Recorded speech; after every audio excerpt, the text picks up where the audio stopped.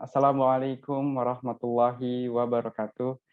Alhamdulillahi hamdan katsiran thayyiban mubarakan fihi kama yuhibbu rabbuna wa yarda. Asyhadu an la ilaha illallah wa asyhadu anna Muhammadan abduhu wa rasuluh la nabiyya ba'da. Segala puji bagi Allah Subhanahu wa taala karena atas rahmat dan hidayahnya kita dapat bertemu kembali pada kegiatan yang semoga senantiasa diberkahi dan diridhoi. Salawat serta salam tercurah limpahkan kepada Nabi akhirul zaman Nabi Muhammad Sallallahu Alaihi Wasallam.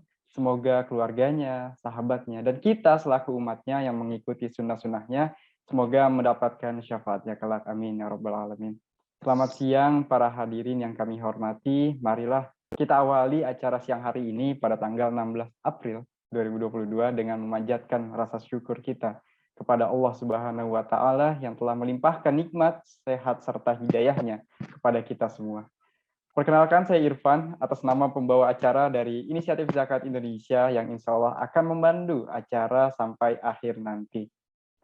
Kami ucapkan selamat siang dan yang kami hormati Direktur Edukasi dan Kemitraan Zakat IZI Bapak Dedi Penalosa dan Bapak Ustadz Wijayanto yang sudah berkesempatan untuk hadir di acara kita.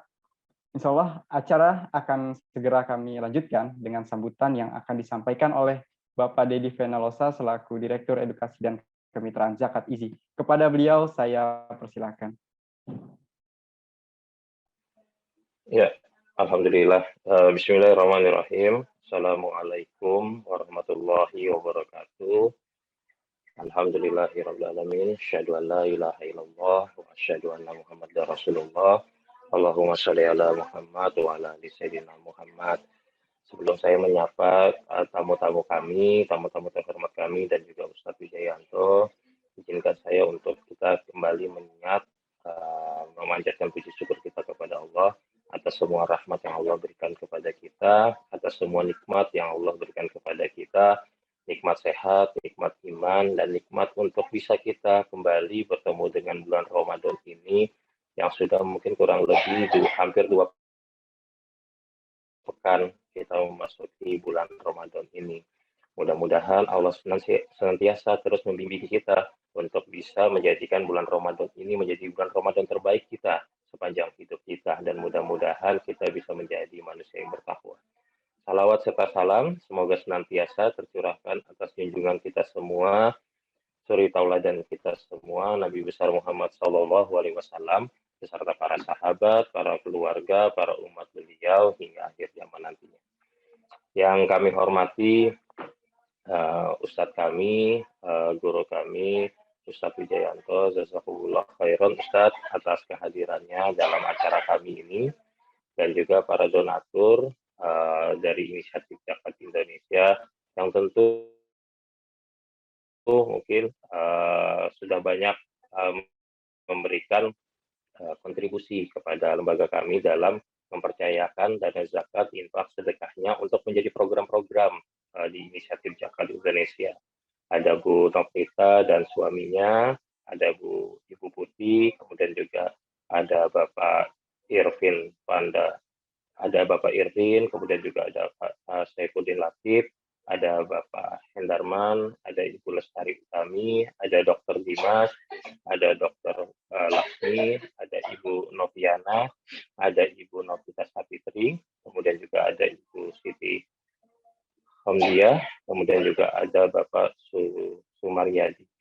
Mungkin untuk dan juga ada Ibu Ruby, ada Ibu Betty, dan ada Ibu Silviana. Mungkin untuk donatur-donatur yang belum sempat saya sebutkan, saya mohon maaf, bukan berarti kami tidak tanpa mengurangi rasa hormat kami. Bapak Ibu sekalian dan Ustadz Wijayanto, salah satu maksud kami ingin mengadakan acara ini adalah tentu kami ingin bersilaturahmi kepada Bapak Ibu donatur sekalian.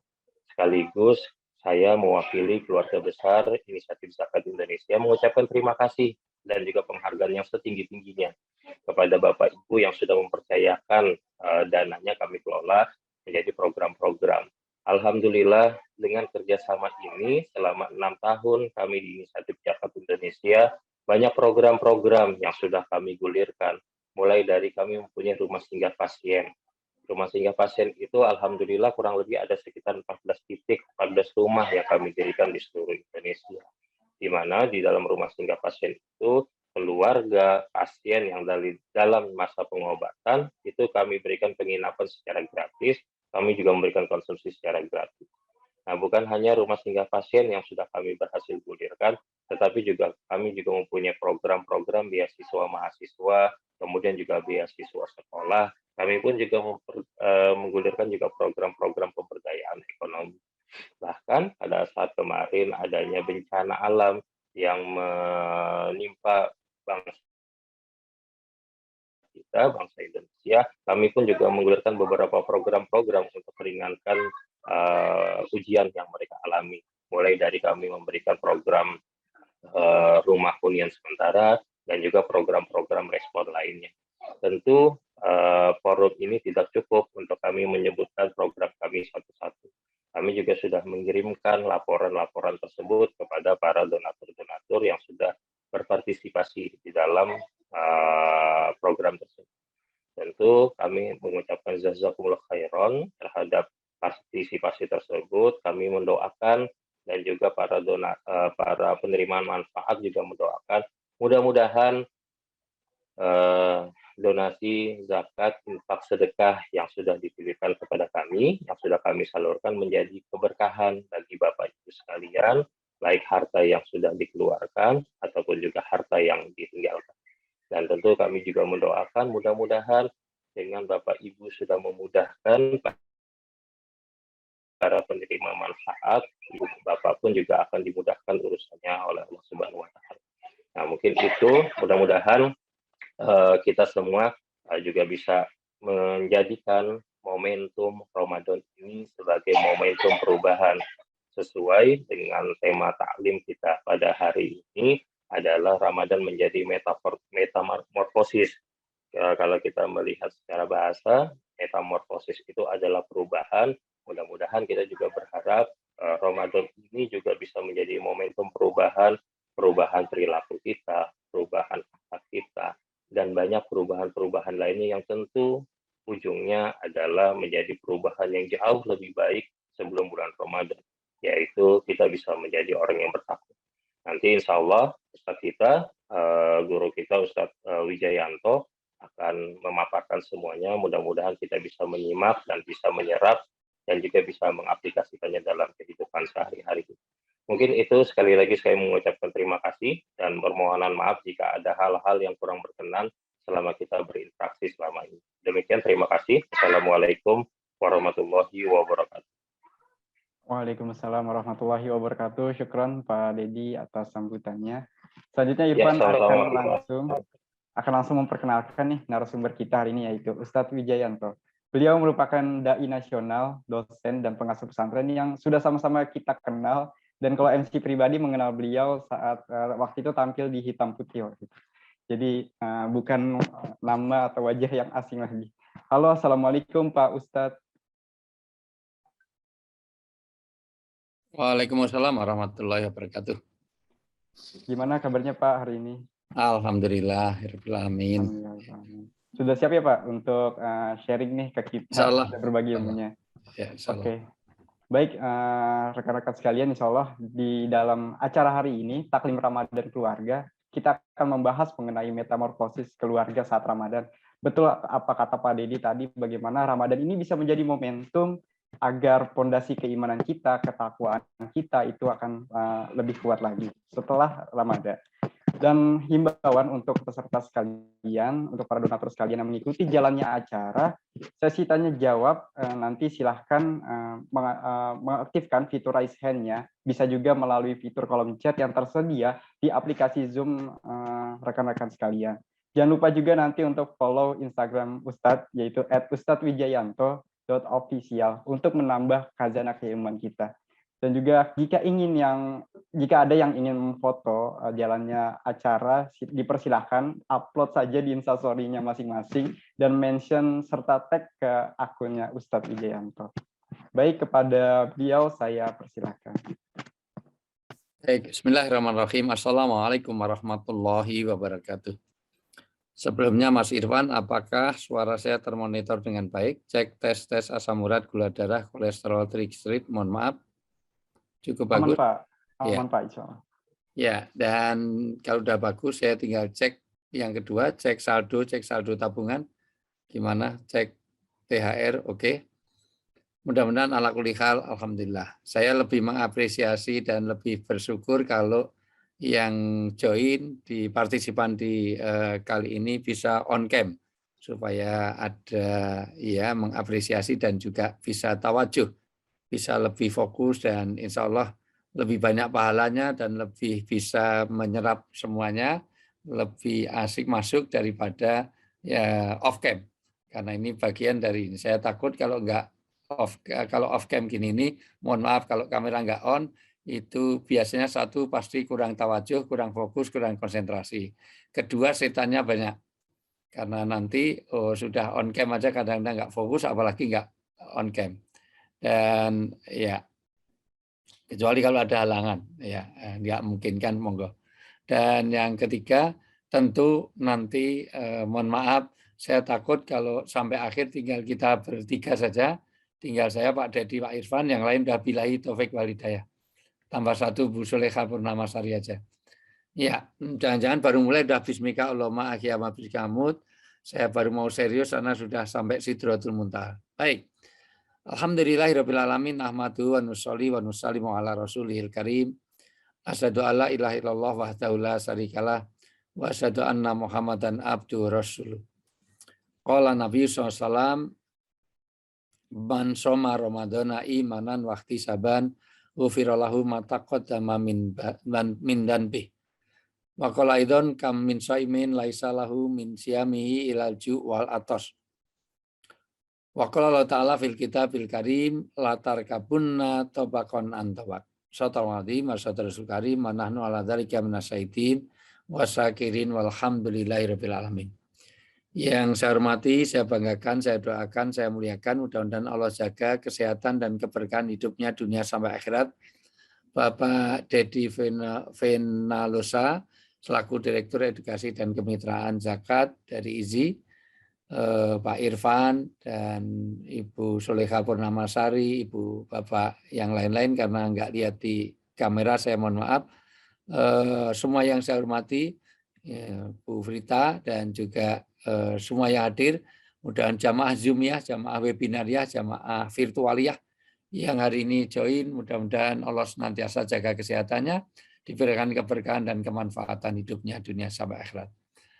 Alhamdulillah hari ini Masya Allah ini bulan yang diistimewakan oleh Allah, di mana Sayyidul Suhur Syahrul Ramadan wa Sayyidul Ayam Yaumul Jum'ah.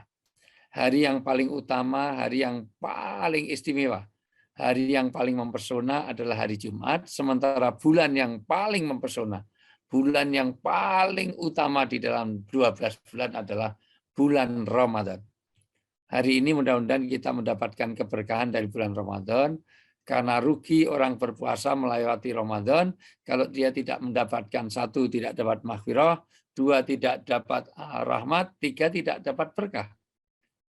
Karena Rasulullah sendiri mensabdakan bahwa qad ja'akum Ramadan, syahrul mubarak, telah datang kepada kalian bulan Ramadan. Maka selayaknya bulan Ramadan akan membawa keberkahan kita. Maka gagalnya puasa ketika kita melewati Ramadan tidak dapatkan keberkahan. Padahal puasa itu amalan yang paling mudah diterima. Seluruh amal manusia bisa untuk manusia kecuali puasa. Puasa asyamuli wa ana ajribi. Sholat bisa untuk manusia karena sholat bisa dipamerkan, bisa untuk show off, bisa diliput, bisa difoto. Lihat nanti para pejabat kalau sholat id pasti ada liputan. Tapi puasanya nggak bisa diliput. Karena puasa ini bebas dari amal riya, bebas dari pamer. Sholat bisa untuk manusia, maka sholat biasa-biasa. Tapi kalau di belakang ada calon mertuanya, sholatnya dikusuk-usukkan. Bismillah, karena di belakang ada calon mertua.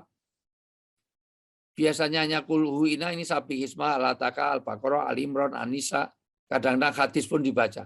Walabdolin amin an nabi hadis kok dibaca karena di belakang ada direksinya. Karena di belakang ada calon mertuanya, di belakang ada calon istrinya. Maka ditunjukkan kekhusyuannya. Jadi sholat bisa untuk manusia. Maka wailulil musholin. Celakalah orang yang sholat karena yuraun. Karena untuk show off ada pamernya di situ. Haji bisa untuk manusia, maka haji bisa diliput. Kadang-kadang sudah tawaf saja pakai video call. Tawaf saja sampai, ya ini labai kalau sampai tunjukkan. Ini Bapak baru tawaf ini. Bisa. Bisa difoto. Asarnya kelihatan, kaifiatnya kelihatan. Sedekah apalagi? Kadang-kadang sedekah 1 saksemen aja, minta difoto, itu pun diulangi karena blitnya nggak nyala. Itu pun minta sertifikat. Turut menyumbang masjid ini 1 saksemen, coret-coret tertanda member dari isi. Mohon maaf, tetapi puasa tidak bisa. Puasa mau dipamerkan apanya? Kurus banget berarti puasanya hebat. Enggak, itu kurang gizi. Gemuk banget itu jarang puasa. Enggak. Jalannya miring banget, puasanya hebat. Enggak, itu keselio. Bau mulutnya asal ngomong orang ruangan pingsan semua. Enggak, cuman enggak gosok gigi. Mau difoto apanya? Ini foto pas puasa, ini foto pas enggak puasa. Enggak ada bedanya. Tetapi ada puasa yang sebenarnya puasa itu paling mudah diterima. Karena mau dipamerkan apanya? Mau difoto, mau diliput, enggak bisa. Tapi ada puasa yang sia-sia. Siapa puasa yang sia-sia? Salah satunya yang kita bahas nanti adalah puasa yang tidak menjalankan metamorfosis. Puasa yang tidak menjalankan hijrah. Puasa yang tidak membuat perubahan. Karena inti dari kehidupan adalah perubahan, asas dari agama adalah taket intikoli. Orang beragama ini akan dia katakan dia beragama kalau ada progres di dalam amaliyahnya. Maka kalau ada tidak terjadi metamorfosis selama Ramadan, itu gagal. Kegagalan juga kalau dia tidak dapat berkah. Apa itu berkah? Ada 4. 1, berkah ini sifatnya ilahiyah.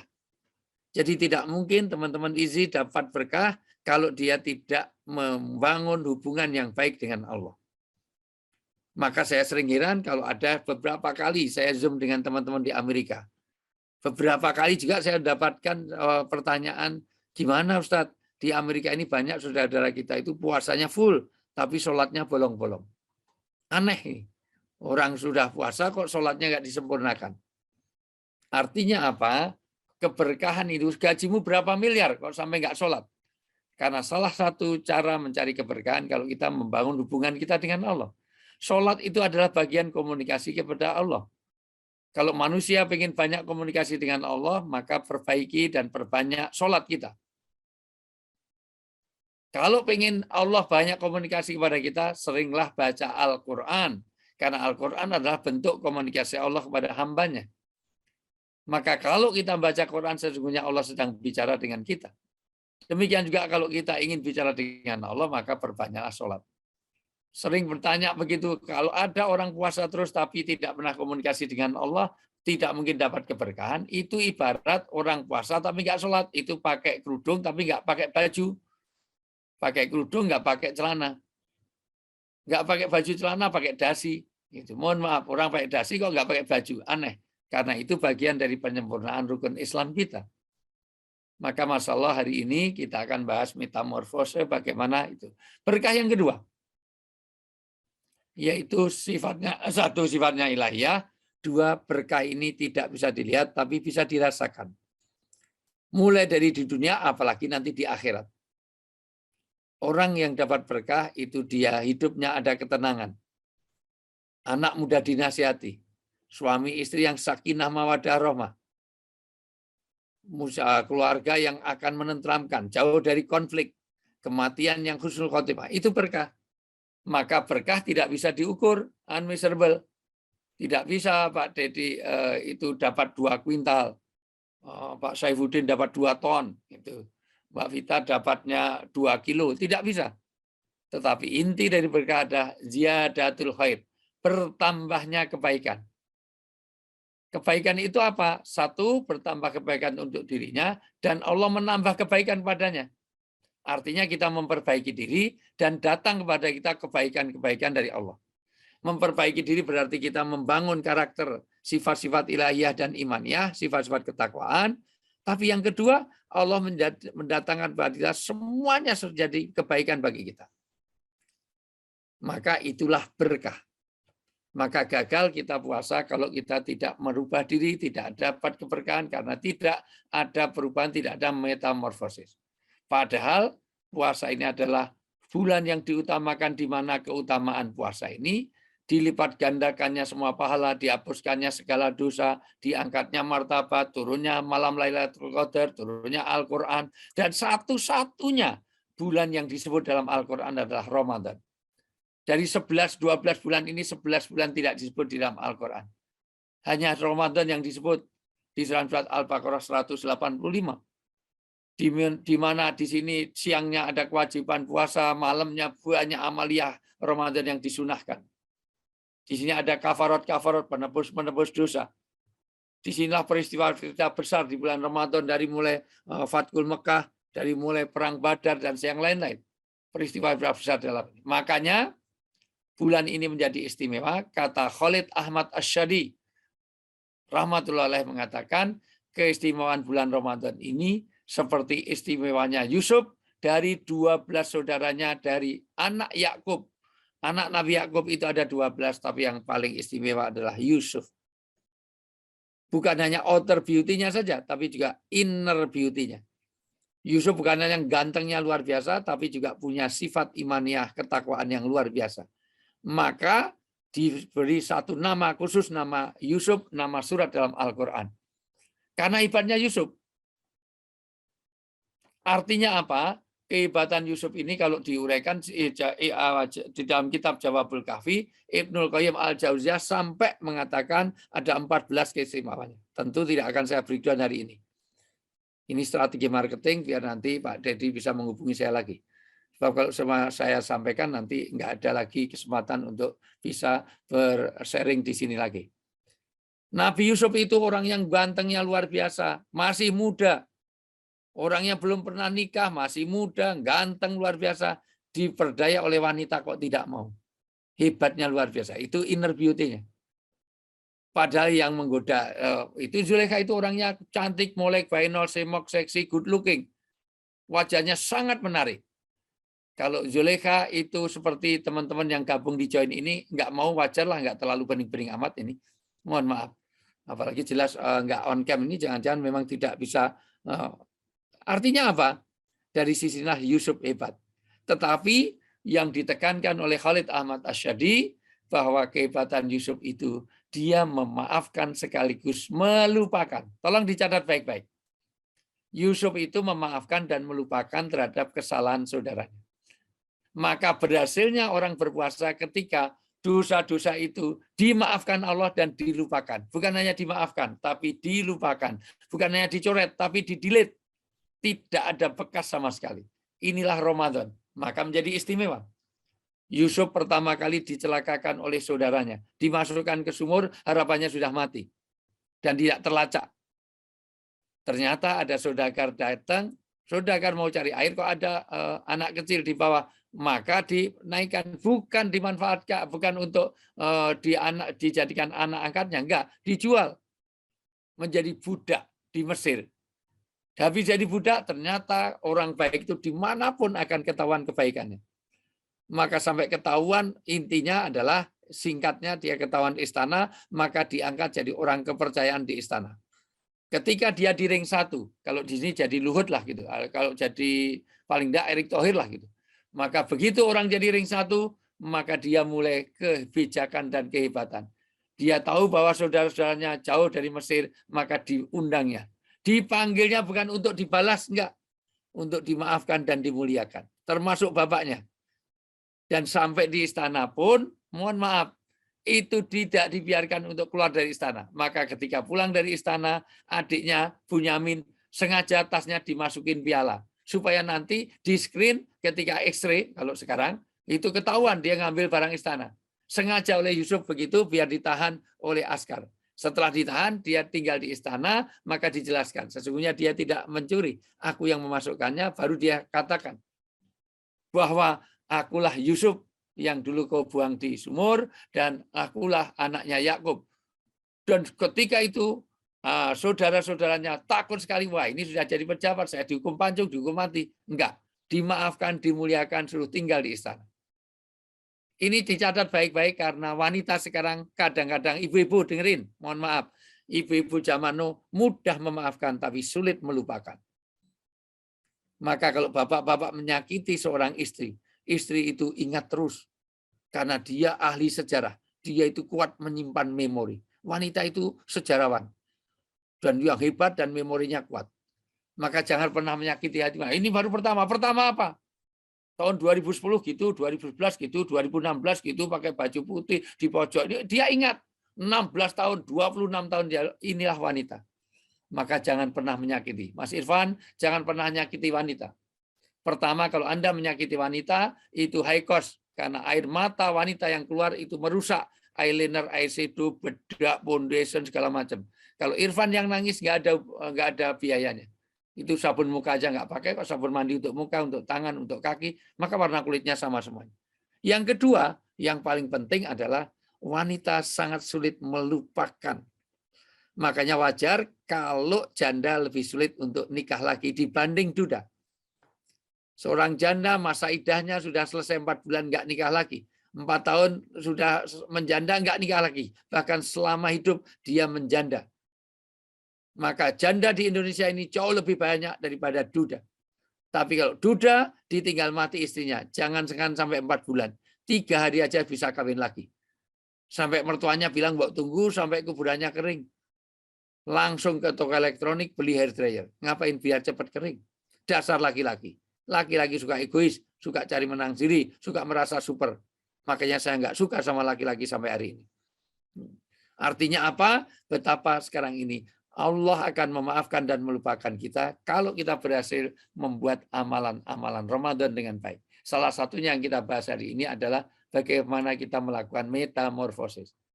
Tentu metamorfosis ini berawal dari sesuatu yang jelek menuju kebaikan. Kita lihat bagaimana dari telur menjadi ulat. Ulat itu menjijikkan. Ini kita bicara ke materinya, masuk pelan-pelan.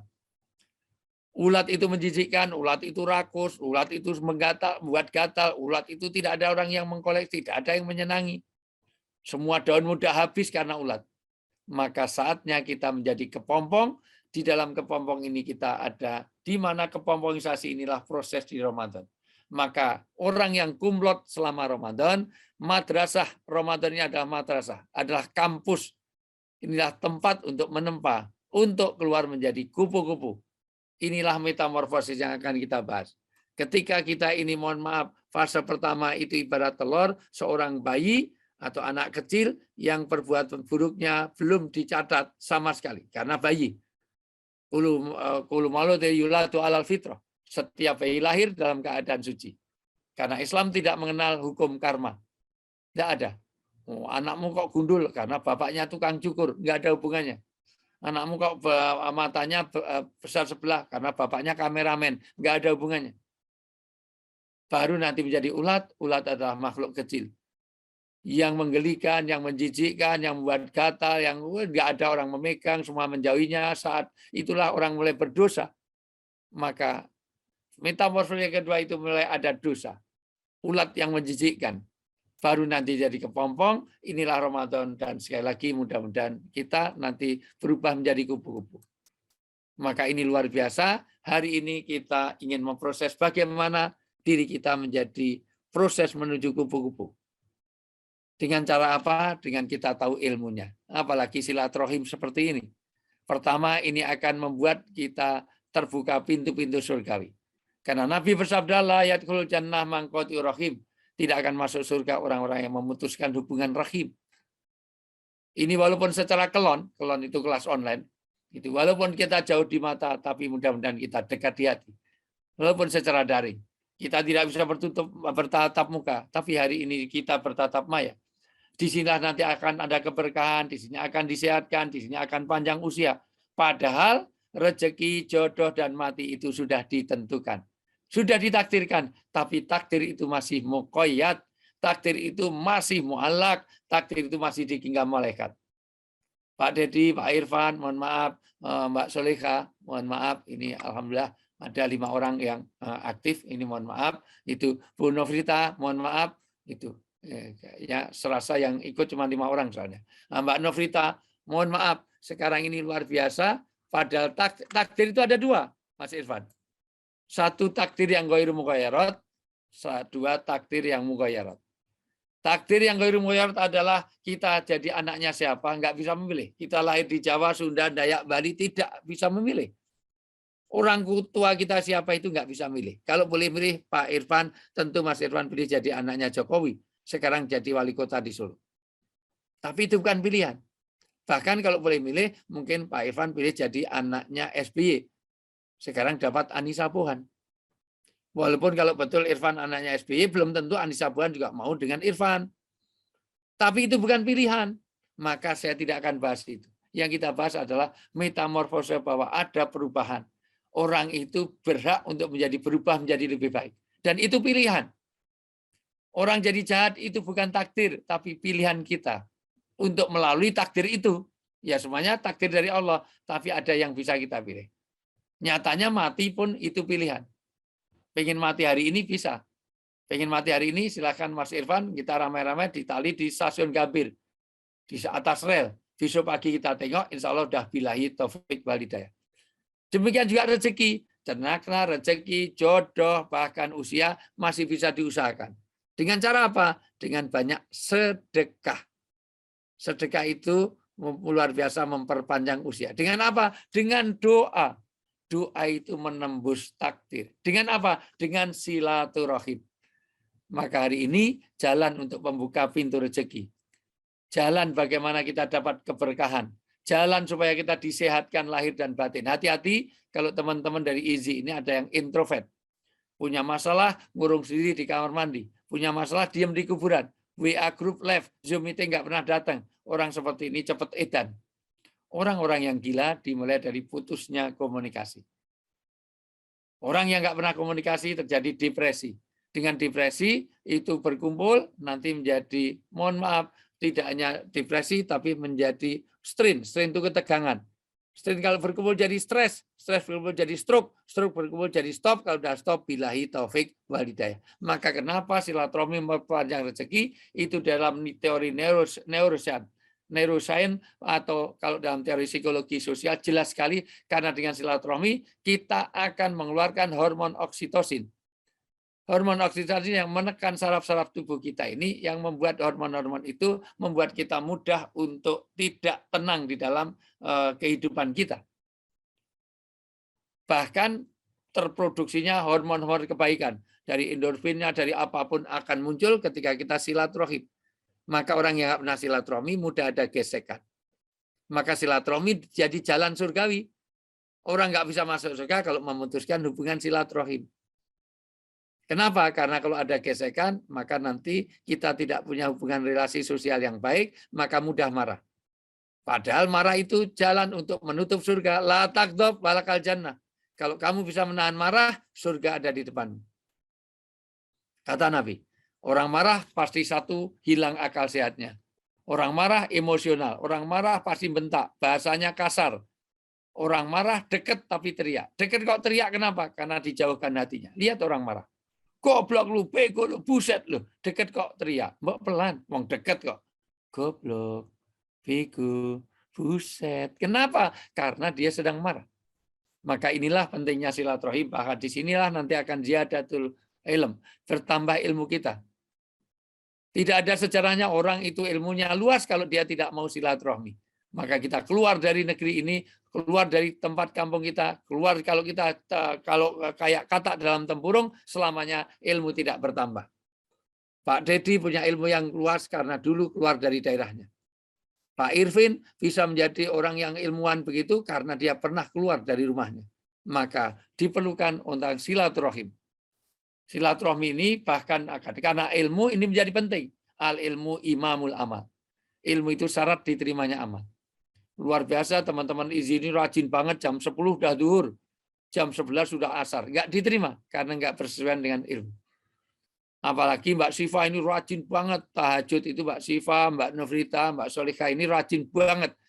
Itu. Tahajud itu sehari 6 kali. Pagi tahajud, siang sedikit tahajud, sore sedikit tahajud. Nggak diterima karena nggak bersesuaian dengan ilmu. Ternyata ilmu jadi penting, maka orang yang mempelajari ilmu 1 jam saja belajar ilmu, kata Imam Syafi'i disarikan dari hadis, pahalanya melebihi tahajud semalam suntuk. Yang barangkali tadi malam di antara kita tidak ada yang tahajud semalam suntuk. Dilihat dari wajah-wajahnya bukan wajah-wajah orang yang rajin sholat tahajud. Mohon maaf. Dokter saya menaik psikologi, jadi saya tahu psikologi. Psikologi itu gampang, Irfan. Kalau nanti mau nikah, jangan cari wanita yang berkacamata. Karena ada temuan psikologi modern, wanita yang berkacamata kalau udah nikah cenderung kurang setia. Itu terbukti secara empiris. Kenapa? Karena wanita yang berkacamata kalau udah nikah, kalau bangun tidur, dia tidak mencari suaminya, tapi mencari mana kacamata saya. Masih lumayan kalau kacamata dipakai untuk nyari suami, untuk nyari handphone. Karena wanita zaman now lebih lengkap daripada handphone daripada kepada suami. Sudah di dalam tidur saja, di dalam selimut, wajahnya memancarkan nur, bercahaya dan bersinar di dalam selimut. Bukan wajahnya glowing, tapi ternyata dia mainan handphone di tengah selimut masih, Masya Allah, chatting dengan orang lain. Padahal sudah di dalam selimut. Dari sisi ini sekali lagi, tidak ada hubungannya, Mbak. Jangan langsung Mbak Novrita mau ngelepasin kacamata, mah nggak lihat apa-apa. Dari sisi ini sekali lagi, inilah keberkahan dari pertemuan hari ini. Bahkan di sini akan wasohibin karim, akan bertambah persaudaraan. Di mana persaudaraan ini adalah jalan bagaimana keberhasilan kita di dalam menjalankan agama ketika kita ada bersaudara satu dengan yang lain, yaitu ikhwah. Inilah kemuliaan bulan Ramadan, dan kemuliaan hari ini di bulan Ramadan kita isi dengan silaturahmi seperti ini. Apa kepentingannya dengan metamorfosis? Sebelum saya lanjut, kenapa orang yang melakukan metamorfosis itu dapat penghargaan? Paling tidak, orang yang senantiasa membuat perubahan untuk menjadi lebih baik, ada 8 janji Allah kepada. Sekarang dibaca, Mas Irfan. Karena apa? Ini pilihan. Kita ini mau berubah atau tidak, itu pilihan. Iman dan kafir itu pilihan. Jadi jangan nyalakan, saya ini jadi pencuri memang ditakdirkan. Enggak, itu pilihanmu. Karena itu sesuatu takdir yang mughayyarot, takdir yang kita bisa memilih. Bahkan Anda kaya dan miskin aja masih ada pilihan. Dari situ tidak semata-mata takdir yang sudah ghairu mughayyarot, tapi bisa. Anda rajin, Anda berdoa, Anda banyak bersedekah, itu akan memberkahkan rezeki. Oke, sekarang dibaca surat At-Taubah ayat 20, 21, 22, terjemahnya saya nggak apa-apa. Mas Irfan, browsing sebentar. Inilah yang akan saya sampaikan, 3 ayat ini. Hari ini kita akan bicara metamorfosis. At-Taubah 120, 121, 20, 21, 22. Terjemahnya saya nggak apa-apa. Ayat 20 ya Pak Ustadz? Ya. 20. Bismillah. Orang-orang yang beriman dan berhijrah serta berjihad di jalan Allah dengan harta dan jiwa mereka adalah lebih tinggi derajatnya di sisi Allah. Mereka itulah orang-orang yang memperoleh kemenangan. Oke, saya breakdown dulu dari ayat ini. Orang beriman itu tidak cukup hanya beriman, tapi dia harus mau hijrah. Hijrah itu apa? Dari kata hajaro. Hajaro itu perpindahan, tapi juga hajaro artinya dia mau berpaling. Inilah metamorfosis. Ketika dia mau ada perubahan, merubah diri menjadi lebih baik, latar kabunna atau bakaran tobak, sungguh kalian harus meningkat setingkat demi setingkat. Kata New Kid on the Block, step by step, step by step, kita harus merubah diri. Dan inilah metamorfosis. Metamorfosis yang dimaksudkan, hijrah maksud menuju kebaikan. Karena kalau secara bahasa hijrah itu menuju kejelekan juga disebut hijrah. Sama dengan istiqomah. Istiqomah itu dia senantiasa dalam kebaikan, menambah kebaikan. Maka istiqomah beda dengan konsisten. Karena kalau konsisten hanya sekedar konstan dalam amalan. Kejelekan pun bisa konsisten. Misalnya setiap tahun saya ini korupsi 1 miliar, maka tahun depan 1 miliar, tahun depan lagi korupsi 1 miliar, berarti dia konsisten. Tetapi itu tidak bisa dikatakan istiqomah. Istiqomah itu menuju kebaikan. Sama dengan hijrah. Hijrah bukan sekedar perpindahan, karena semua makhluk itu hijrah. Burung-burung di Eropa itu kalau musim dingin dia pindah menuju Australia, transitnya di India, di Gaibanda sana.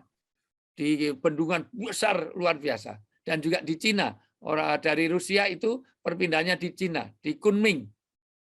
Dua-duanya saya pernah melihat bagaimana lautan burung memenuhi satu telaga yang begitu besarnya, perbatasan Gaibanda dengan India itu. Penuh burung hanya sesaat karena dia mau migrasi. Itu juga hijrah. Tapi hijrah itu hanya litolab, yaitu hijrah yang hanya kaitannya untuk mencari makan. Tapi hijrahnya orang Islam adalah perubahan karakter. Pertama, kalau kita memperbaiki karakter kita, keimanan, akhlak kita, bagaimana kedermawanan, bagaimana itu dirubah, maka dia berhijrah, iman, kemudian berhijrah, apalagi berjihad. Jahada yujahidu jihadan, sungguh-sungguh dalam menjalankan agama. Satu daya ayat tadi, satu a'dhamu darajah. Dia akan mendapatkan ketinggian derajat. Dan Allah menyebut ketinggian ini adalah dunia dan akhirat. Orang yang merubah dirinya jadi orang baik, dia dimuliakan Allah dunia sampai akhirat. Bahkan dapat kemenangan. Faizun. Satu, dia akan ada derajat yang tinggi. Dua, dapat kemenangan. Yang ketiga, baca, lanjut. 21.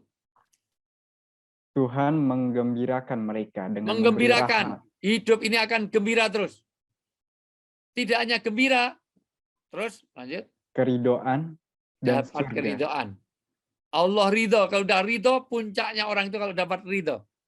Irfan, Dan kalau surga. Anda ngapelin anak orang, itu ngapeli seseorang, dapat suguhan, dapat hidangan, senang. Tapi itu Pak. belum puncaknya. Cuman dapat hidangan. Wong kita ngapel. Orang kok cuman dapat hidangan, kita hanya dijamu, itu enggak senang. Senang lagi kalau dia mendapatkan ridho.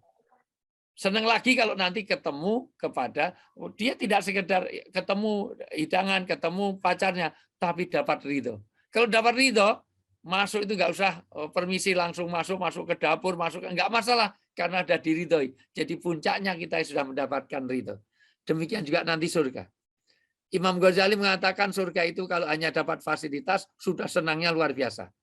Tapi lebih senang lagi nanti kalau sudah diridhoi, apalagi ridho itu sampai bertemu dengan Tuhannya. Sama dengan kita ngapel. Ngapel anak orang cantik banget, tapi di situ nggak ketemu. Hanya dapat, ya boleh masuk, tapi hanya dapat hidangan, dikasih tahu yang diapeli baru pergi. Itu bukan puncaknya. Tapi kalau udah dapat ridho, nggak dapat hidangan pun nggak ada masalah. Yang penting ketemu. 5 jam ketemu dengan yang diapeli. Demikian juga ini ridho. Sudah dimuliakan, bahkan dia diangkat derajatnya, bahkan dia dapat kemenangan, menang dalam segala urusan, bahkan dia digembirakan, dia dapat ridho. Bahkan dia dirahmati. Rahmat ada 3. Nanti ini kalau semua saya breakdown sampai sore nggak selesai. Rahmat itu ada 3. Ada rahmat yang sifatnya umum. Rahmat umum, mohon maaf, itu diberikan kepada semua orang. Orang Indonesia itu banyak rahmat, orang kafir maupun orang mukmin dapat. Tapi ada rahmat khusus. Rahmat khusus ini nanti rahmat yang diberikan oleh Allah secara khusus hanya orang beriman. Maka Allah punya Ar-Rahman, tapi juga punya Ar-Rahim. Rahman itu diberikan pada semua orang, tapi Ar-Rahim pada khusus orang beriman. Pak Dedi, mohon maaf, kalau ketemu anak kecil di pinggir jalan, minta-minta dikasih. Tapi paling banter kasihnya 5.000, 10.000. Paling banter 2.000. Paling banter rata jarang 100.000. Paling 5.000. Tapi kalau anaknya Pak Dedi yang sakit, 200 juta pun akan dibayar. Pak Irvin, mohon maaf, lihat kita ini, mohon maaf semuanya. Saya lihat teman-teman ini cinta, tapi karena cantik-cantik. Ada Bu Soleha, ada Bu Nofrita, ini cantik. Ada Bu Silviana, cantik. Saya senang, tapi kesenangan saya hanya Rohman. Kalau dia sakit, mungkin saya bantu, paling bantu 100.000, paling bantu 1 juta. Tapi kalau istri saya yang sakit, jangankan 1 juta. 100 juta, 1 miliar pun saya bayar. Kenapa? Karena disinilah rahim. Dan rahmat yang dimaksud dalam ayat ini adalah Allah mencintai secara khusus. Siapa? Orang yang mau metamorfosis. Lanjut.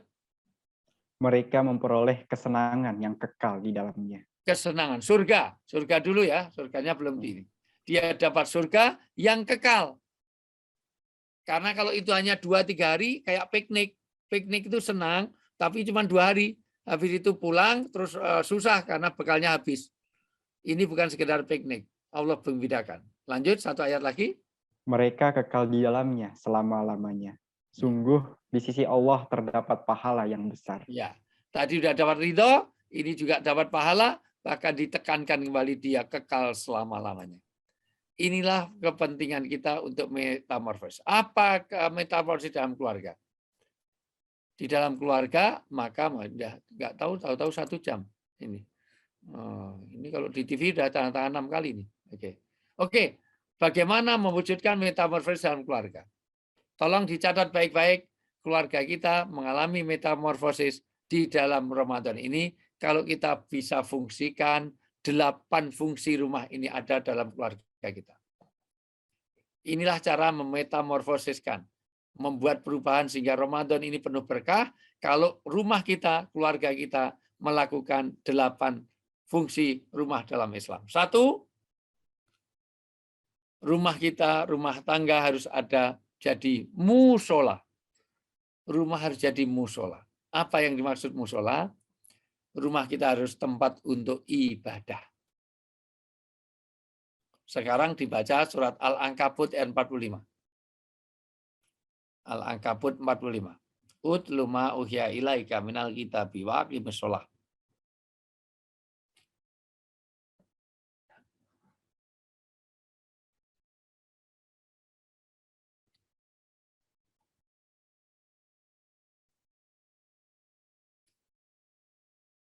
Al-Ankabut ayat 45. Ayat 45. Inilah rumah kita. Rumah kita harus ada amalan ini. Perintah ini untuk di rumah-rumah kita. Ayo. Bacalah kitab yang telah diwahyukan kepadamu, Muhammad, dan laksanakanlah sholat. Sesungguhnya sholat itu mencegah dari perbuatan keji dan mungkar. Dan ketahuilah, mengingat Allah atau sholat itu lebih besar keutamannya dari ibadah yang lain. Allah mengetahui apa yang kamu kerjakan. Rumah kita harus jadi musola, maka rumah harus ada bacaan Quran. Rumah harus ada didirikan sholat sunnah kita, tahajud kita, duha kita. Gagal kita punya rumah kalau rumah tidak menjadi musola. Dan perintahnya sebenarnya utlu. Utlu bukan sekedar kita membaca, tetapi ada 5 kewajiban kita terhadap Al-Quran. Maka kalau kita ingin metamorfosis di rumah Ramadan ini, ada 5 kewajiban terhadap Al-Quran harus dilaksanakan di rumah kita. 1, membacanya. Tapi sayang sampai hari ini banyak saudara kita Muslim di Indonesia ini hanya fokus untuk menghatamkan. Tidak cukup. Kalau kita hanya membaca, hanya dapat hadiah, tapi nggak dapat hidayah. Maka Quran setelah dibaca harus dipahami. Itu yang kedua. Kita harus memahami dengan ada taklim. Ketiga, harus menghafalkan.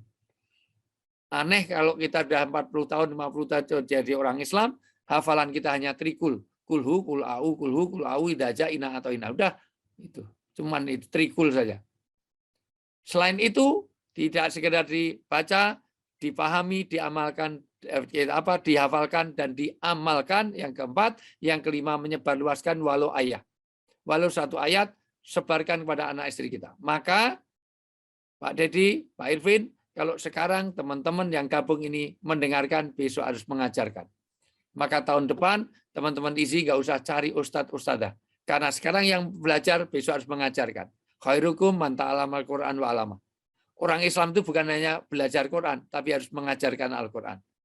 Maka tahun depan sudah ada ustadzah Anah, ada ustadzah Nofrita, ada ustadzah Solihah. Ada Ustadz Irvin, ada Ustadz Dedi, ada Ustadz Irfan, semuanya jadi ustadz-ustadz. Ada Ustadzah Silviana. Maka semuanya harus jadi ustadz dan ustadzah karena tugas orang Islam niatul amal wa tabligh. Quran diamalkan dan disebarluaskan. Semua orang adalah dai, semua orang harus menyebarluaskan kebaikan. Dan didirikanlah sholat. Inilah rumah jadi musola. Kalau rumah jadi musola, kalau anak masuk rumah nggak pakai salam, pergi. Ini rumah apa? Keluar lagi. Ini rumah apa? Kandang ayam. Rumah. Kalau rumah harus salam. Ini contoh rumah dipakai musola. Kedua, rumah harus jadi madrasah. Tempat menumbuhkan nilai-nilai agama. Tempat di mana ada nilai-nilai budaya. Tempat internalisasi nilai. Bagaimana anak bisa merespon lingkungan di luarnya. Bagaimana anak terdidik dengan baik. Bagaimana suami istri menjadikan orang yang paham agama. Maka rumah harus jadi madrasah, tempat menimba ilmu-ilmu agama. Maka di dalam rumah harus ada taklim. di rumah ada buku-buku, ada pembelajaran agama. Taruhlah dia nyetel TV, lalu ada komputer, ada apa yang memproses bagaimana kita paham agama.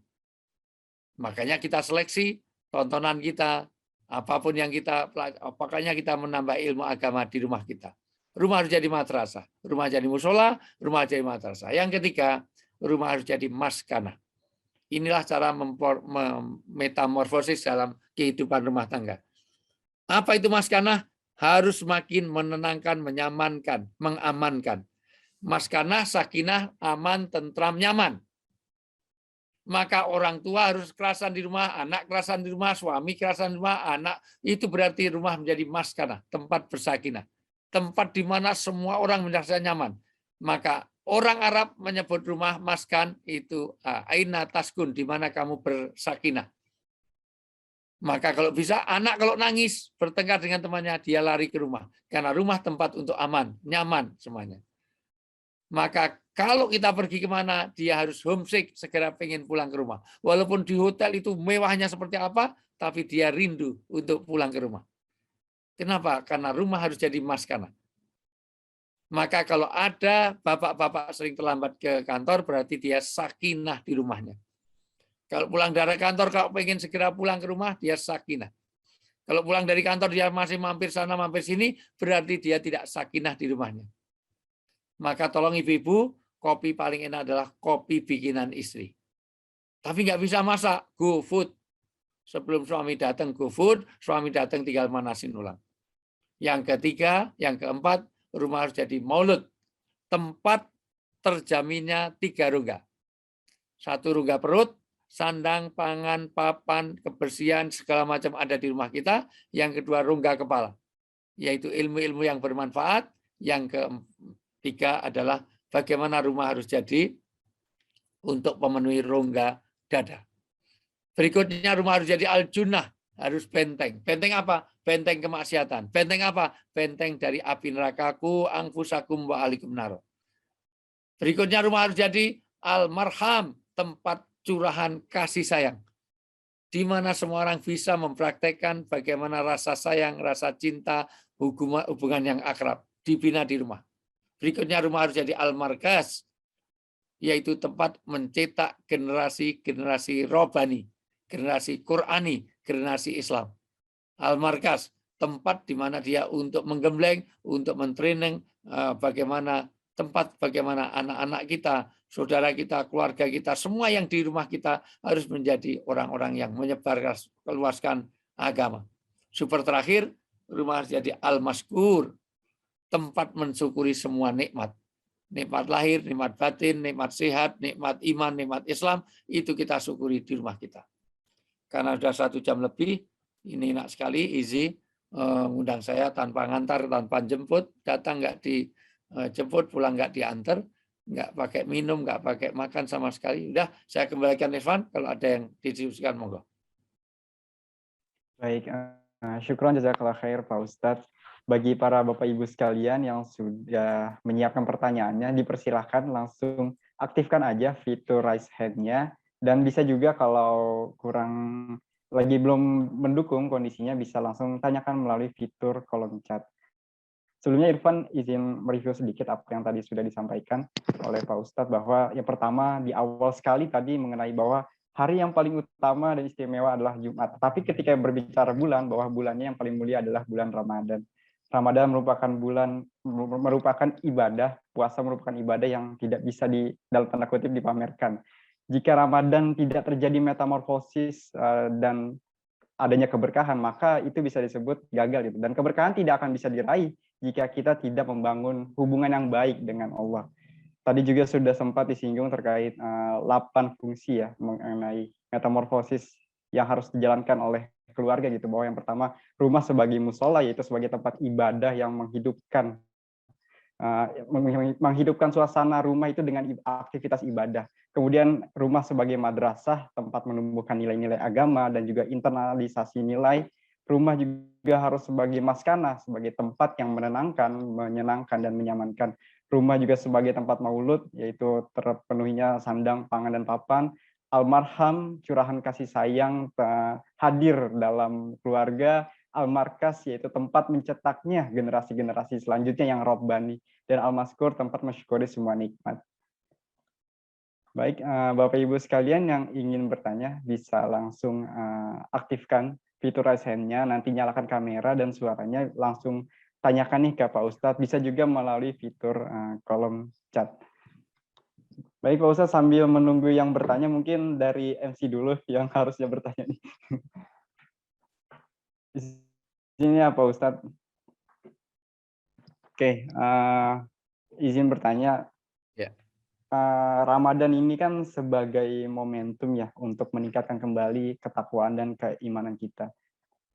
Misalkan di satu sisi kita sudah menjalankan dengan baik puasa kita, ibadah-ibadah wajib kita dan sunnahnya, tapi masih belum ada ketentraman hati yang hadir gitu Pak Ustadz. Itu menurut Pak Ustadz pandangannya bagaimana Pak? Yang salah bukan Ramadannya, tetapi bagaimana isinya. Jadi kualitas di dalam menjalankannya. Sebagaimana kapsul itu mujarab, tapi kalau dalamnya hanya tepung, maka yang tidak beres adalah isinya. Sholat itu mencegah perbuatan keji dan mungkar. Loh, nyatanya udah sholat kok keji dan masih ada, berarti isi sholatnya belum ada. Sholatnya sudah ada, kemasannya betul sudah baik, tetapi isinya. Nah, maka perbaiki kembali, apakah kita ini sudah sholatnya baik betul? Apakah kita baca Qur'annya dengan paham dan mengamalkannya? Nah, jadi kalau nggak tenang, bukan karena zikirnya yang salah, tapi dia belum benar dalam zikir. Karena orang ala bidzikri tatmainul qulub, ketenangan itu hanya dengan zikir. Maka zikir tidak hanya menyebut, jangan-jangan kita hanya menyebut, tetapi tidak dalam hati. Sudah dalam hati menyebut, tapi belum dalam pengamalan. Nah, maka yang salah bukan kemasannya, tapi yang salah isinya. Ramadan ini kemasan yang luar biasa, tapi mungkin mengisinya belum pas dengan formula yang ditunjukkan oleh Allah dan Rasulnya. Jangan-jangan kita hanya peragaan. Jadi belum sholat, peragaan sholat. Memperagakan sholat. Padahal kita harus menjalankan sholat. Artinya apa? Sholat yang bisa mampu bagaimana nilai-nilai sholat ada dalam kehidupan. Maka tuntutan sholat itu apa? Simahum fi wujuhim min asari sujud. Ada tanda bekas sholat. Bekas sholat bukan item-item di jidat. Kalau habis sholat kok dia korupsi, berarti dia belum sholat. Habis sholat nukar sendal di masjid, berarti dia belum sholat. Karena sholat itu diterima kalau sudah mencegah perbuatan keji dan mungkar. Jadi yang salah bukan kemasannya, tapi kita dalam mengisinya belum. Wallahualam bishawab. Oke, baik. Syukran Pak Ustadz. Ibu Novita nampaknya sudah ingin bertanya tadi. Mungkin dipersilakan Bu untuk mengaktifkan fitur suaranya. Assalamualaikum. Waalaikumsalam, Novita. Saya cuman ini aja sebetulnya, cuman pengen kalau bisa dapat summary-nya. Tadi tuh dari nomor 4 saya udah kehilangan gitu loh. Waduh, kok cepet nggak bisa sempat tulis gitu. Oh. Mungkin Mas Irfan ya yang punya summary-nya. Biar saya ulang, nggak apa-apa. Ya, pertama rumah harus jadi musola, tempat menjalankan ibadah. Memang ini belum saya breakdown, Bu. Ini hanya pokok-pokoknya dulu. Sebab kalau di breakdown nanti sampai asar belum selesai, sampai mohon maaf sampai buka puasa. Musola itu tempat jalankan semua ibadah. Jadi kalau sholat kok ibadah, misalnya ada anak kok makan sambil berdiri pakai tangan kiri, nggak pakai dua, berarti itu rumah gagal di rumah itu. Nah, 2, rumah harus jadi madrasah. Madrasah utamanya adalah nilai budaya dan agama. Kenapa juga budaya? Agama juga dengan budaya. Karena nanti agama budaya itu disinkronkan. Budaya harus diatur agama supaya tidak sesat.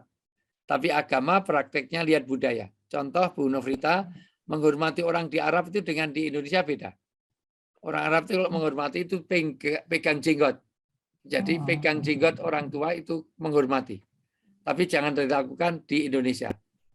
Ketemu Pak Dedi, ketemu Pak Irvin, gimana kabarnya Pak? Dipegang jenggotnya, nggak boleh. Nah, itu budaya. Yang ketiga, rumah jadi maskana. Tempat bersakinah. Tempat di mana semua anggota keluarga itu dia merasa aman, nyaman, tentram, selamat dunia akhirat. Bagaimana rumah yang aman, nyaman, berarti jauh dari maksiat. Rumah tidak boleh ada makanan haram. Rumah tidak boleh ada kegiatan maksiat. Yang keempat, rumah harus jadi maulud. Oke, maulud. Ya, tempat tumbuh kembangnya utamanya maulud adalah berkembangnya kehidupan dari mulai anak kecil sampai itu kesehatan, termasuk hal diantaranya pikiran, ilmu, dan 3 rongga tadi. Jadi anak itu harus ada bekal rongga perut, rongga kepala, rongga dada. Berikutnya rumah harus jadi al-junnah. Al-junnah itu benteng. Benteng dari mana? Benteng dari semua siksa di api neraka nanti. Jadi membentengi sesuatu yang pastikan kita bisa reuni di surga. Jangan ada satupun yang nanti lepas bisa masuk neraka dari anggota keluarga kita. Yang berikutnya, rumah harus jadi al-marham, yaitu bagaimana rumah itu tempat menumbuh suburkan kasih sayang, keakraban, keharmonisan. Kasih sayang.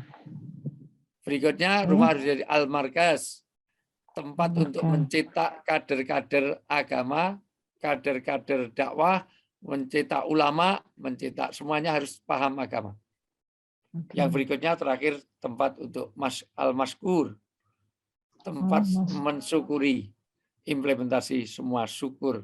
Ya. Maskur, oke, bersyukur, oke. Nah ya, itu breakdown-nya lain kali. Nanti kalau semuanya waktunya cocok longgar. Karena ini banyak yang masih punya pasien. Ya. Terima kasih. Itu cukup? Insya Allah. Ya, makasih Ustadz.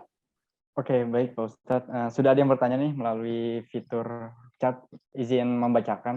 Assalamualaikum Ustadz, izin bertanya. Mohon maaf belum bisa on mic karena belum memungkinkan. Terkait tilawah, tadi kata Pak Ustadz kalau bisa jangan hanya sekedar menghatamkan, tapi juga dipahami. Nah, bagaimana Ustadz jika kita cuma hanya sekedar menghatamkan saja? Karena untuk tilawah aja masih belum istiqomah dan masih susah untuk cari waktu. Dan satu lagi Ustadz, terkait tilawah ketika sedang dalam perjalanan, misal tilawah sambil berdiri di kereta menuju tempat kerja, itu bagaimana ya pandangannya Pak Ustadz? Jadi ada 2 pertanyaan nih Pak Ustadz. Pertama ya semaksimalnya. Kalau belum bisa, jangan mencukupkan diri dengan tilawah. Sekali lagi tilawah bagus, dapat hadiah, dapat pahala. Tapi jangan cukupkan itu. Maka salah satunya ikut Zoom seperti ini untuk memahami Al-Quran. Ikut taklim. Dengarkan YouTube. Ambil YouTube agama. Ambil tausiah-tausiah dari WA dan segala macam. Itu. Maka mulai hari ini WA group yang isinya kuliner itu live saja. Mengapa hari-hari cuma kuliner saja? Sharing-sharing Quran, hadis segala macam. Itu memahami sekaligus tidak hanya membaca tapi memahami. Yang berikutnya, bagaimana sholat sambil berdiri? Enggak apa-apa. Yang enggak boleh di tempat-tempat yang tidak dihormati. Misalnya di toilet, jangan. Itu. Di kamar mandi, jangan. Itu. Tapi kalau di semuanya bagus dan itu kegiatan seharusnya dimanapun kita baca Quran kecuali tempat-tempat yang tidak dihormati. Boleh, bagus sekali itu. Bisa di semuanya di ini. Kemarin ada gerakan yang kita ini di Jogja jelang Ramadan kemarin seluruh Malioboro untuk khataman Quran. Jadi yang masuk situ orang Islam kita pinjemi dan alhamdulillah. Nah, nanti akan kita tradisikan semuanya tapi tidak setiap hari karena supaya orang tidak terkesan nanti malah dicari jeleknya nanti. Karena Islamophobia itu di Indonesia ini begitu rupa. Nanti kalau kita adakan rutin, nanti baru karena teman-teman, jadi teman-teman di Jogja itu bikin gerakan mengaji Al-Quran. Nah, kalau sudah semua biasa baca Quran di Malioboro, besok ada taklimnya. Nah, taklim baru nanti ada juga, pokoknya kalau perlu setiap Jumat semua orang makan gratis setelah sholat Jumat di Malioboro. Kalau di Masjid Jokowan, di Masjid saya sudah banyak sekarang yang makan gratis orang Jumatan. Nah, besok kita hasilkan di semua pabrik supaya kita ada keberkahan. Ya. Oke, baik. Syukur Pak Ustadz. Diingatkan lagi nih untuk Bapak Ibu sekalian, bagi yang ingin bertanya bisa langsung aja aktifkan kameranya dan suaranya dan juga bisa melalui fitur kolom chat. Pertanyaan selanjutnya Pak Ustadz ada dari Mbak Dian ya. Pak, apakah janda yang sudah tua dan tidak berpenghasilan masih wajib membayar fidyah jika sudah tidak mampu puasa lagi? Kalau nggak mampu tapi dia kaya wajib. Tapi kalau nggak ada, dia dapat malah. Sudah nggak puasa, dia nggak mampu, ya sudah, malah dia dapat zakat. Ya, dapat zakat. Jadi kalau dia tidak mampu, dia bayar fidyah, itu maka kalau nggak mampu untuk bayar fidyah, karena nggak mampu menjalankan puasa, maka bayar fidyah. Itu bayar fidyah nggak ada, malah dikasih. Itulah Islam, ya. Gitu. Pak, maaf, boleh nanya lagi, Pak? Ya, monggo Mbak Dian. Apakah jatuh kewajibannya jadi ke anaknya, Pak? Misalnya dia Oh ya, pengen kalau dia ada perempuan atau keluarga, laki-laki. ya kalau ada keluarga, keluarganya yang ikut. Ya betul, ya keluarganya. Apalagi Apakah punya untuk anaknya anak-anaknya. jatuhnya jadi wajib, Pak? Anak laki-laki Ya, terutama kali ya, Pak ya? ya, Wajib ya, ya, cover ibunya. betul, betul, betul. Ya keluarganya, karena itu bagian dari bakti pada orang tua. Itu. Baik, Tapi Pak. secara pribadi dia gugur kewajibannya kalau dia nggak punya. Tapi aneh kalau anaknya punya kok sampai nggak menutup fidyah. Karena bahkan nanti orang tua mati aja itu fidyahnya harus diberikan sebelum warisan dibagi. Jadi utang piutang segala macam itu diberesin dulu, baru warisan boleh dibagi. Nah, jadi itu keterkaitan ibadah. Yang jadi kewajiban itu nanti ibadah-ibadah yang kaitannya dengan mal, harta. Tapi kalau ibadah kaitannya dengan sholat, misalnya dia waktu sakit nggak sholat beberapa kali, tidak bisa digantikan. Akhirnya subuhnya 5 kali. Kok subuh 5 kali? Yang 4 untuk ayah sama istri, ibu saya, nggak bisa. Tapi kalau maliyahnya, ya. Baik, Pak. Itu Pak Dian. Ya. Banyak. Yuk. Boleh 1, 2 lagi, boleh? Ada pertanyaan lagi nih Pak Ustadz yang Ya. sudah hadir. Izin tanya Ustadz dari Bapak Zainuddin. Saya melihat saudara saya keluarganya sudah harmonis. Tapi saudara saya ini sering mengeluh di belakang karena anak-anaknya jarang cerita terkait sekolah atau kesulitannya. Kira-kira kenapa bisa begitu ya Pak Ustadz?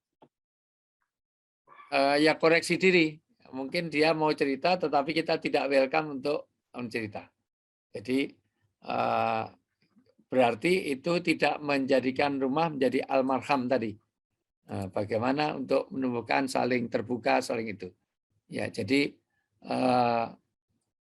artinya apa? Artinya kalau gimana tadi dibaca ulang ini ya? Ini Pak, saya sudah melihat saudara saya keluarganya sudah harmonis. Tapi saudara saya sering mengeluh nih di belakang karena anak-anaknya jarang cerita terkait sekolahnya dan kesulitannya. Kenapa bisa begitu ya Pak Ustadz kira-kira? Ya dikoreksi kembali itu jangan-jangan anaknya mau cerita tapi kita tidak membuka ruang untuk dia cerita. Nah, karena kalau anak tidak terbuka ruang ceritanya dia curhatnya kepada orang lain. Jangankan kok anak, istri juga gitu. Istri nggak pernah curhat karena mungkin kita tidak pandai mendengar curhat istri. Maka dia curhat kepada suami orang lain. Maka sebaik-baik suami yang bisa membuka diri untuk curhat. Ya ditanya kembali dengan suasana yang baik, dengan cara yang hikmah. Waktunya yang tepat, suasana santai, maka bikin amalan kebersamaan. Kapan-kapan kita bicara khusus tentang keluarga Islami berkaitan dengan bagaimana membangun keharmonisan rumah tangga. Membangun kebersamaan dalam rumah tangga. Itu. Ya, tapi intinya koreksi diri, kadang-kadang kita tidak mendapatkan suasana yang enak. Itu. Kalau saya, mohon maaf ini, tapi silahkan untuk membangun kebersamaan, saya paksakan, saya bikin kolam renang di rumah. Bukan apa-apa, karena untuk bangun kebersamaan. Karena kalau kita makan aja kadang-kadang semuanya nggak boleh bawa handphone, tapi kadang-kadang ada orang telepon, maka merusak kebersamaan. Kita tidak telepon, tapi ditelepon orang. Itu. Kadang-kadang di mobil saja ada yang saya nyetir, yang lain tidur mainan handphone. Saya minggir, saya ikut mainan handphone, saya ikut tidur. Maka saya bikin kolam renang. Kenapa? Seminggu sekali kita harus mandi bareng di kolam renang. Sebab dengan di situ kita bisa cerita semuanya. Nggak mungkin ada mainan handphone di kolam renang. Kita paksakan seminggu sekali kita mandinya bareng di kolam renang. Gitu. Nah, jadi itu bangun kebersamaan. Bahkan untuk bangun kebersamaan, dimanapun saya keluar selalu bawa kartu remi. Tadinya mau handphone, tapi dengan handphone, nah tentu diganggu yang lain-lain. Di mainan di handphone kan bisa bersamaan. Tapi lebih efektif itu bawa remi, kartu remi. Jadi sambil nunggu makanan hadir, itu remi bersama untuk bangun kebersamaan sambil ngobrol masalah kita. Yaitu bikin ruang untuk saling cerita. Ya. Atau kalau dia nggak mau cerita, dipancing dengan pertanyaan. Gimana Dek, tadi di sekolah ketemu siapa, dan seterusnya. Wallahu a'lam bishawab. Baik, semoga menjawab ya bagi yang bertanya. Terakhir Ini, mungkin ya. Iya, terakhir saya sudah harus geser ke Zoom ya. satunya. Nah, Mungkin lanjut ke Pak Ustadz untuk memberikan closing statement-nya. Setelah itu izin untuk foto bersama ya Pak Ustadz. ya. Inti dari Ramadan adalah bagaimana kita bisa masuk ke Syawal. Syawal artinya peningkatan, maka berhasilnya Ramadan kita kalau bisa meningkatkan diri kita. 1, hablim minallah, 2, hablim minannas, yaitu bagaimana ibadah kita perbaiki. Karena gagal kita Ramadan kalau kita tidak ada takarub kepada Allah. Maka nanti akhir dari Ramadan pastikan kita bisa iktikaf. Itu bagaimana memperbaiki diri, banyak-banyak kita ngoreksi diri untuk hubungan kita dengan Allah. Dan yang berikutnya adalah bagaimana kita bisa memperbaiki hubungan sesama. Kepedulian. Maka jangan lupa zakat, infak, sedekah kita supaya kita nafi'un li ghairihi, memberi manfaat bagi orang lain. Mudah-mudahan Allah sampaikan kita kepada Ramadan yang kumlot kita bisa lulus dan juga bisa sampai kepada Ramadan yang berikutnya. Kurang lebih mohon maaf dan wallahu muwaffiq ila aqwamit thoriq. Billahi taufiq wal hidayah. Assalamualaikum warahmatullahi wabarakatuh. Waalaikumsalam warahmatullahi wabarakatuh. Terima kasih Pak Ustadz. Sebelum foto bersama, izin saya tutup dulu. Demikianlah taklim Ramadan keluarga, metamorfosis keluarga saat Ramadan. Sekali lagi terima kasih kepada para donatur ya atas kesediaan waktunya yang sudah hadir dan kesempatannya kepada kami untuk terus mendapatkan ilmu melalui acara ini. Semoga taklim Ramadan keluarga ini dapat memberikan pengetahuan dan manfaat untuk kita semua. Akhir kata kami ucapkan terima kasih. Kami mohon maaf jika terdapat kata-kata yang kurang berkenan di hati para donatur sekalian. Kesalahan datang dari kami dan kesempurnaan hanya datang dari Allah Ta'ala. Saya Irfan Zikrullah, billahi taufiq wal hidayah. Wassalamualaikum warahmatullahi wabarakatuh.